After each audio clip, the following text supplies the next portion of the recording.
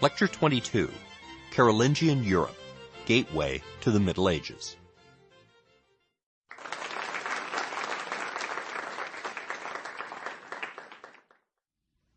Welcome back.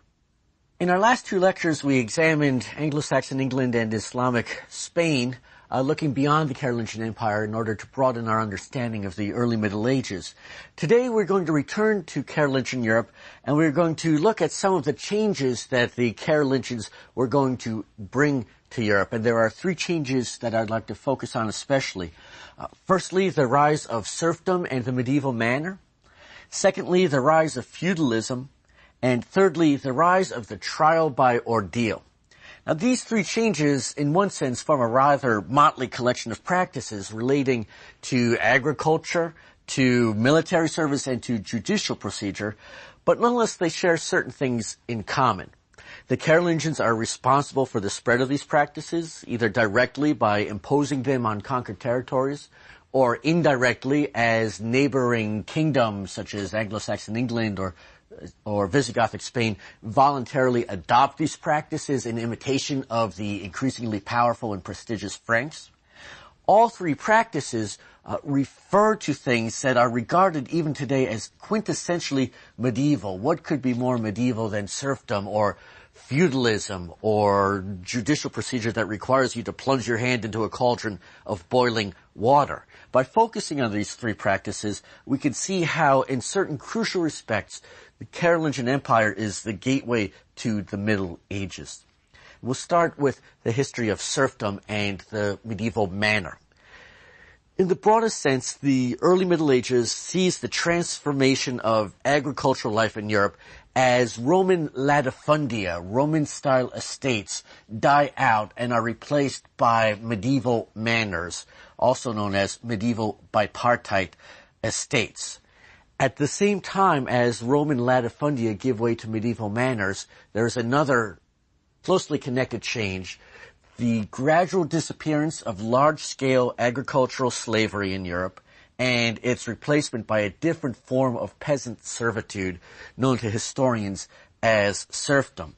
The transition from Roman latifundia and agricultural slavery to medieval manors and serfdom is slow, stretching across many centuries, and it is geographically uneven. You can still find pockets of agricultural slavery, even some substantial pockets of agricultural slavery in Europe as late as 1000 and beyond. Nonetheless, by the time you get to the year 1000, agricultural slavery is clearly on the way out, and serfdom has become the primary form of peasant servitude. Roman estates, or latifundia, generally consisted of two parts. One part was known as the tenancies, and tenancies were parcels of land that the estate owner would rent out to people, and in return for cash payments, perhaps for payments in kind, a percentage of the crops that someone grew on these tenancies. The other section of a Roman estate consisted of something known as the domain, sometimes pronounced the demesne. And the domain consisted of land that was not rented out to someone to farm in return for a cash payment. It consists of land that will be farmed by the slaves, owned by the estate owner. And the Roman slave is going to be rather different from the medieval serf in some important respects. Roman slaves tended to work and live in gangs, that you would be in the field surrounded by dozens, perhaps even hundreds of fellow slaves. You tend to live in barracks, often kept underground in fairly dismal conditions. The Roman slave is owned property that someone else possesses you and can do with you pretty much as the owner wishes. You have no legal standing. You are judged for any crimes you commit by the person who owns you. You have no right to a family life.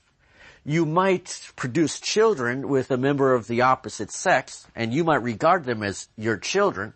Those children are slaves as well, because slavery is a hereditary status, but at any moment, the person who owns you or owns your wife can sell those children away from you, can sell your wife or the person whom you would regard as your wife away from you, because your relationships have no legal standing. You are obligated, at least theoretically, to give all of your labor to the person who owns you. And your owner can demand 24 hours of labor, 7 days a week, if that's what the owner wants. The owner has the right, at least in theory, to take everything that you produce. Anything that you produce is the owner's property. On a typical Roman estate, the tenancies were relatively small and comprised an ancillary part of the estate. The domain was the major part of a Roman estate. That's where most of your money was going to come from if you were the estate owner, and slave gangs were consequentially fairly large. The medieval manor is going to resemble in its broad outlines the Roman estate in that it too consists of two parts, the tenancies and the domain. However, the relative size of these two parts and the relationship between these two parts is different on a medieval manor. If you went to a medieval manor, you'd have noticed that the tenancies comprise most of the manor. The domain tends to be fairly small in size. And there's an essential link between the two, a link that does not exist with Roman estates, in that the labor performed on the domain does not come from slave gangs living in below-ground barracks. The labor is performed by people living on the tenancies, especially by serfs living on tenancies. A serf, like a slave, is an unfree human being. You are property. You are owned by someone else. And because you are a form of human property, the person who owns you, your lord, has extensive rights and powers over you. However, the powers of a lord over a serf are not as extensive as the powers of a master over a Roman slave. The serf certainly faces some onerous legal restrictions. For example, you are under the jurisdiction of your lord. If you commit a crime, you are tried by your lord, not by a public law court for this crime. Your family life is controlled by the person who owns you. If you're a serf, you don't have the right to choose your marriage partner freely. If you want to marry a serf who belongs to someone else, you have to ask your lord for permission to do so, and such permission is not always forthcoming because who owns the kids produced by this relationship? Serfdom, like slavery, is a hereditary status. The children of two serfs will be serfs themselves, and the movement of serfs is restricted. One of the defining characteristics of a medieval serf is that you are tied to the land on which you live. You cannot just walk away from the tenancy on which you reside. You must stay there, and if you attempt to flee, your owner can come and track you down. One does not wish to paint the life of the serf in too rosy a fashion, but you are better off being a serf than you are a Roman slave, because the powers of the person who owns you are not quite as extensive. Serfs don't live in barracks. They don't live in groups of dozens or even hundreds of people. They tend to live in small individual houses located on tenancies. So you're living farther away from the house of the person who owns you. You are supposed to work on the domain if you're a serf, but only for a certain number of days a week. You're not going to be working there all of the time. There are restrictions on how much labor your owner can demand of you, unpaid labor. It was fairly common in the Carolingian period for the serf to owe 3 days a week of work to the lord, unpaid labor, but the rest of the time you are supposed to farm the tenancy on which you have been settled by the person who owns you, and you get to keep part of what you produce on that tenancy. You feed yourself from what you are growing, and so you have some incentive to work reasonably hard. Certainly the person who owns you is going to take part of what you grow as his or her cut, but nonetheless you have more economic autonomy if you are a serf. You also have a legal right to a family, which is something that the Roman slave did not have. You can be sold if you're a serf, but your owner may not break up the family. You cannot sell individual family members away from the other family members. You have to sell the family as a block. And this is something that serfs appreciated because no one likes to see your children sold away from you. You could not be sold away from the land on which you lived either. And this gave the serf a certain element of economic security. True, you can't leave this land, but neither can you be forced off of this land or sold away from it. And in these respects, the life of the serf was much happier than the life of the Roman slave. The rise of serfdom and the medieval manner marks one of the most important transitions in European history, and its origins are almost completely hidden to us. We do not know why the transition began, where it did, when it did, and whether it was a shortage of slaves that caused some owners to disband their slave gangs and settle slaves on tenancies.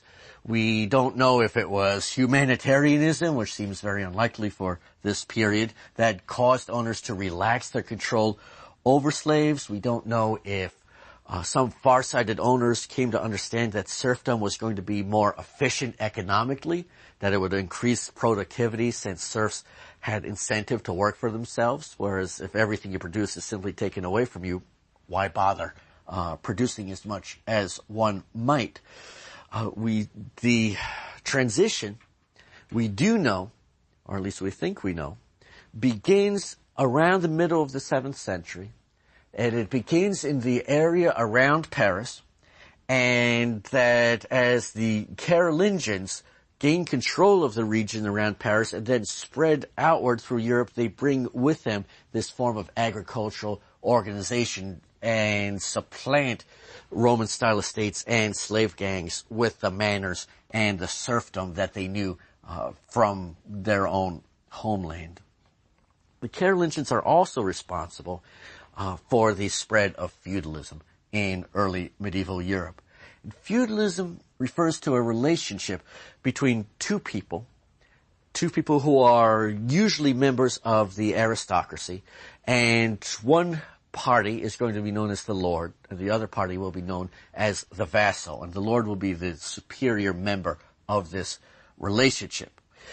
The lord provides the vassal with means of support, especially with means of support that will allow the vassal to acquire military equipment, the equipment of a knight, the heavy armor, the many war horses that would undoubtedly be killed out from under you, the lance, the time to train properly so that you could learn how to fight as a knight. And in return, the vassal is obligated to perform certain services for the lord. The term feudalism itself comes from the Latin term feudum, or fief, and the fief consists of a parcel of land that could vary in size from half a village for a relatively unimportant vassal to an entire county for a powerful member of the aristocracy. The lord would present the fief to the vassal, and the vassal is allowed to collect revenues from the fief. You certainly aren't going to farm it yourself, but you're allowed to collect taxes from the peasants who reside on the fief. You're allowed to collect tolls, to collect fines from those who commit crimes on the fief, and you use the money generated in this fashion to get the equipment of a knight. The lord and the vassal have specific obligations to one another when they enter into a feudal relationship. The lord's obligations to the vassal are two. You owe the vassal protection. If you are a lord and you take someone as your vassal, then if your vassal gets into a scrape with another member of the aristocracy or finds himself being attacked, you and your other vassals must come to this person's protection and attack those who have attacked your vassal. You also owe the vassal maintenance, as it was known. Maintenance refers to the fief. It's the means of support that the vassal gets to enjoy. The vassal has to provide to the lord two things. One is counsel. If you must provide advice to your lord whenever the lord demands it, when the lord is contemplating a major decision such as whom to attack this year, or to whom should I marry my daughter, or whom I should marry myself, then you as the vassal have to speak your mind and say what you think would be in the best interest of the lord. Even more importantly, though, you have to provide aid, specifically military service. You have to show up when summoned by your lord, And a good lord always specified that you should show up bringing your military equipment, because the oldest dodge in the book was to show up without your armor and war horses and say they were at the laundry, and so you couldn't bring them. And so that when I go to war, you are going to fight on my behalf using the equipment that you acquired thanks to my fief. In order for a lord to take someone as a vassal and a vassal to get a lord, the two parties had to go through a ceremony known as commendation. And the commendation ceremony itself had two parts to it. There was the act of homage, followed by the oath of fealty. And in an act of homage, the vassal appeared before the lord and had to make various gestures of submission to the lord to recognize that the lord was the superior party in this relationship. You had to be bareheaded, for example. You couldn't be wearing a hat or a helmet. You shouldn't be bringing a weapon with you either.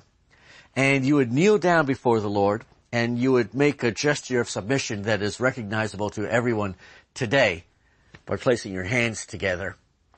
And you would kneel before the Lord and place your hands in front of the Lord and announce your intention to become the vassal of the Lord. The Lord would then take his hands and put them on the outside of your hands as a sign that he's the superior, and squeeze hard to make it hurt so you know who is in control here, and then would announce his willingness to accept you as a vassal. That's the act of homage. Afterward comes the oath of fealty. This is an oath of loyalty in which the vassal, his hands still smarting from the tight squeeze, places his hand on the Bible, perhaps on a saint's relic if you have it, and then swears that he will never injure the Lord in any way or betray the trust that the Lord has placed in him. Once you've completed this ceremony, the vassal has the right to take possession of the fief, and you are now lord and vassal. The individual elements of feudalism, as I just sketched them out for you, existed before the Carolingian period. The Merovingian Franks granted fiefs to people, and even late Roman officials sometimes granted fiefs to individuals in return for service. The ceremony of commendation, too, certainly has a pre-Carolingian origins. You can find this ceremony being practiced during the Merovingian period and even during the later Roman Empire. What the Carolingians do, though, perhaps as early as the time of Charles Martel, is to bring together the various individual components of what we call feudalism into a single whole. They unite the ceremony of commendation with the practice of granting fiefs. And before the Carolingian period, you don't have to undergo commendation in order to receive a fief. And the Carolingians also make military service the overwhelmingly dominant type of service that you demand of those who receive fiefs. Merovingians would give fiefs for all sorts of different service, but Carolingians were very interested in acquiring military service. And in this sense, one could say that the Carolingians are the ones who invent feudalism by bringing together the different elements.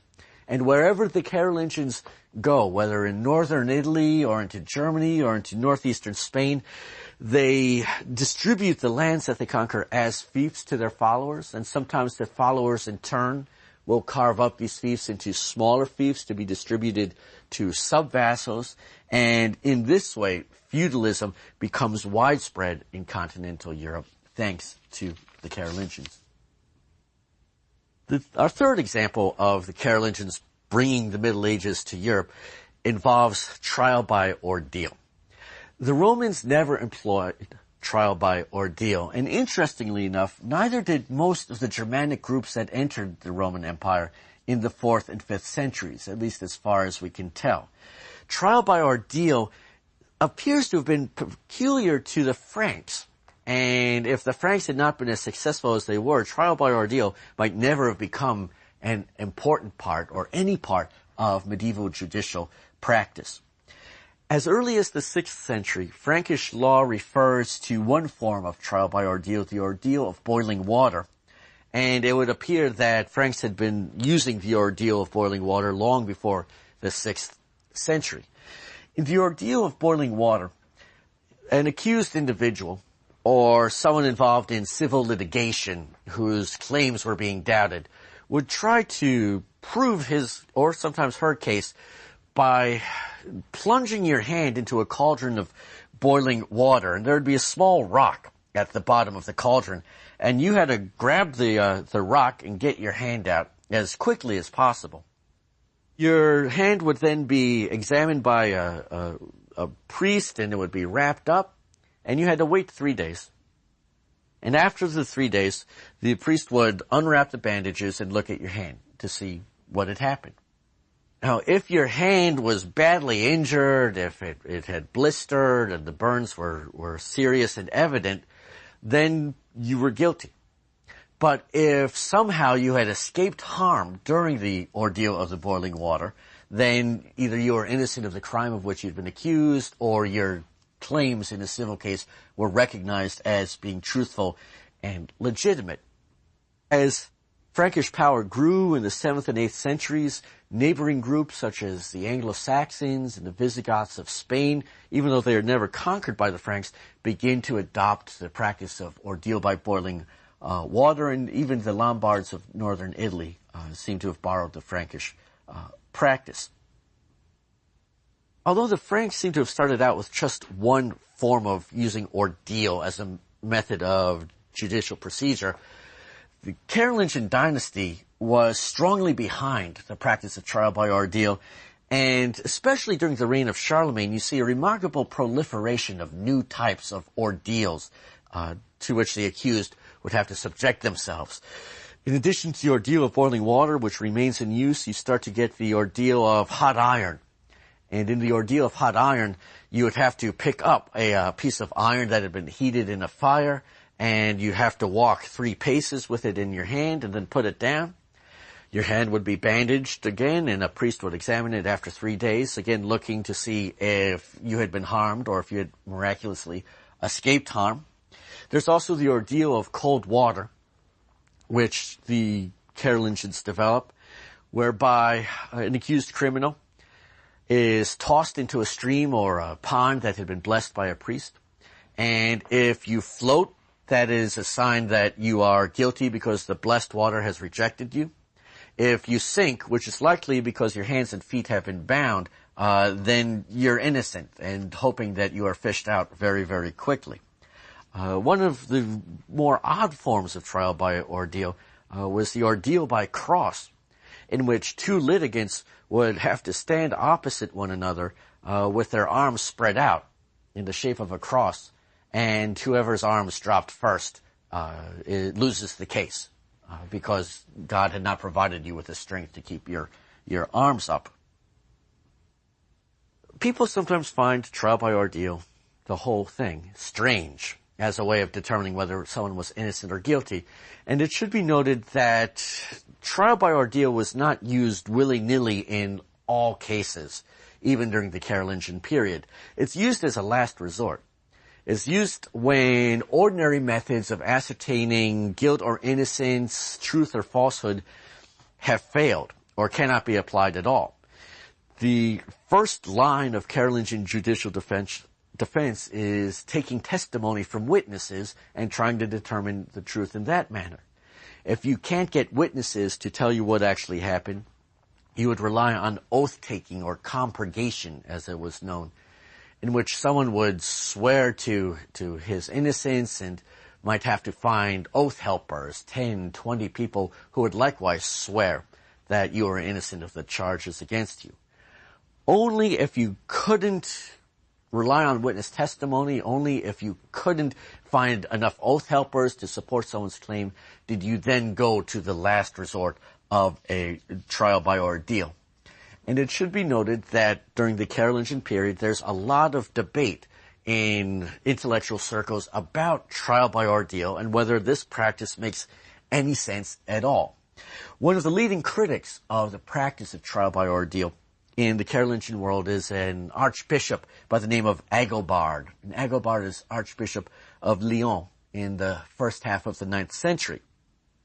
Agobard of Lyon is hardly a rationalist freethinker, and his first line of defense against trial by ordeal was biblical as you would expect in the Carolingian period.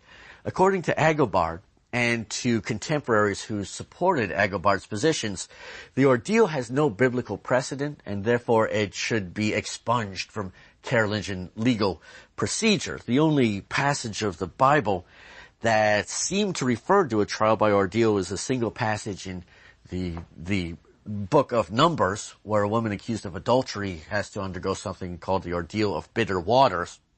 For Agobard and his followers, well, there are lots of passages where God tells humanity to institute judges to hear cases, and there's only one reference to an ordeal, so clearly God did not intend this to be a widespread practice. It was probably just a device for this single occasion. Agobard also charged that there was something blasphemous about trial by ordeal. It's very presumptuous of human beings to assume that they could demand miracles from God whenever they needed a miracle.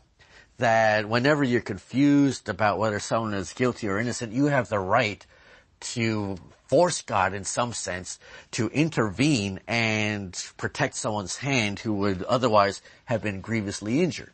The only time human beings have the right to expect miracles, the automatic performance of miracles, is when you're dealing with sacraments, say the transformation of bread during the Christian Mass as it becomes the body of Christ. Trial by ordeal is not a sacrament, therefore human beings have no right to demand this of God. But Agobard, while his attacks on trial by ordeal are primarily religious in nature, he also pointed out certain logical inconsistencies in the whole concept of a trial by ordeal. He points out, as to his followers, that if we really believe that trial by ordeal was a good method of determining guilt or innocence, why do we bother with anything else? Why do we bother getting witnesses together and asking them what they saw? Why do we bother allowing compurgation? If we're certain this works, shouldn't this be our first line of defense rather than our last line of defense? The fact that we only go to it when all else has failed is evidence that we don't actually believe this ourselves, and that we're using it because we can't think of anything better. Agobard and his followers also pointed cleverly to certain inconsistencies to trial by ordeal as it existed during the Carolingian period. They pointed out that there's something very untidy intellectually about ordeal as it was practiced, because in some ordeals, God was required to perform a miracle to protect the innocent. That in the ordeal of hot iron or boiling water, God protects the hand of the innocent, and that's how you know that the person is innocent.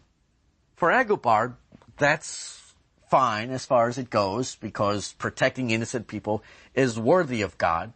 But why is it that in the ordeal of cold water, God works a very different sort of miracle? He keeps the guilty afloat on top of the water and lets the innocent go right to the bottom where they very well might drown, as sometimes happened.